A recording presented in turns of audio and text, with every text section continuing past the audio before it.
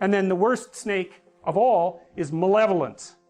And I think that's technically correct, because one of the things that you view, for example, when you're looking at post-traumatic stress disorder, is that it's almost always the case that someone who suffers from post-traumatic stress disorder, which you might think of as a real life reincarnation of the fall, is that people encounter something malevolent and it breaks them, because it's the worst thing to understand.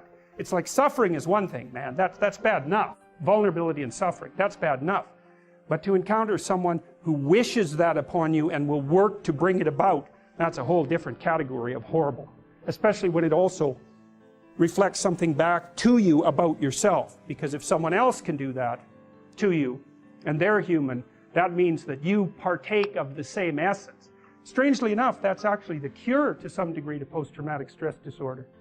Is that, like, if you've been victimized, you're naive and you've been victimized, the way out of that is to no longer be naive and to no longer be victimized. And that means that you see this reflected in the Harry Potter idea, for example, that the reason that Harry Potter can withstand Voldemort is because he's got a piece of him, right? He's been touched by it. And the way that you keep the psychopaths at bay is to develop the inner psychopath so that you know one when you see one, right? And then, but that's a voluntary thing. It's like a set of tools that you have at your disposal, which is full knowledge of evil.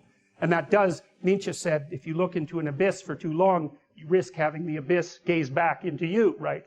The idea is that if you look at something monstrous, you have a tendency to turn into a monster. And people are often very afraid of looking at monstrous things exactly for that reason. And then the question is, well, should you turn into a monster? And the answer to that is, yes, you should. But you should do it voluntarily and not accidentally. And you should do it with the good in mind, rather than falling prey to it by possession, essentially, because that's the alternative. Now, how does it possess you? That's easy. Your suffering makes you bitter. Your bitterness makes you resentful.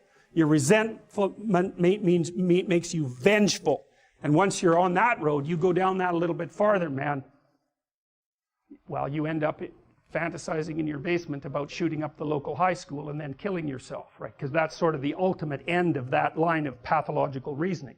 Being should be eradicated because of its intrinsic evil, and I'm exactly the person to do it, and I'll cap it off with an indication of my own lack of worth just to hammer the point home, right? And if I can garner a little posthumous fame along the way, well, that'll satisfy my primordial primate dominance hierarchy imaginings too, at least in fantasy. So, you know, it's the full package if you want to go down that route. And of course, people don't like to think about that sort of thing, and it's no bloody wonder. But without the capability for mayhem, you're a potential victim to mayhem. So you need your sword. It should be sheathed, but you need to have it. And it's very frequently the case. If you treat someone with post-traumatic stress disorder, there's two things you have to do.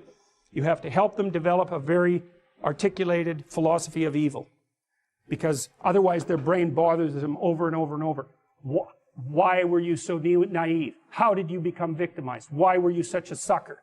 These are good questions. You don't want to have that happen to you again. You don't want to be exploited twice. Okay, so your eyes have to open up. We know the price of that from the Egyptian myth, right? You come into contact with Seth. What happens? Even if you're a god, you lose an eye. It's no joke, man. It's no joke. And then the cure for that is the movement down into the underworld and the revitalization of the Father. That's the identification with the force that created culture, right? And that then there's you and that together. Then you can withstand malevolence. Maybe you can withstand tragedy and malevolence. And then that's the whole secret, right? Because that's what you want in life. You need to be able to withstand tragedy, and you need to be able to withstand malevolence, because those are the forces that are always working against you. And so this is associated with the Jungian idea of incorporation of the shadow, right? You have to be, we know this, God, we know how predators work with regards to children even. If you're a pedophilic predator and you're looking at a landscape of children, the child that you're going to go after is the one that's timid and won't fight back. You pick your victim. And predatory people in general are exactly like that, man. Because they're predators. They're not going to attack someone who's going to fight back. In fact, the issue is likely not to even come up. They're going to be looking for someone, one way or another, that cannot conceptualize what they are. And then, perfect. It's an open season, man. It's open season. And so if you're treating someone with post-traumatic stress disorder, first they need an introduction to the philosophy of malevolence, and second they have to learn to become dangerous, because that's the only way out. What's the alternative? They get these recurrent thoughts about their vulnerability in the face of malevolence and their own naivety, because by definition, if someone psychopathic has exploited you, you're too naive. It's a definitional issue. You can say, well, that's no fault of mine. How the hell could I be prepared? Fair enough, man.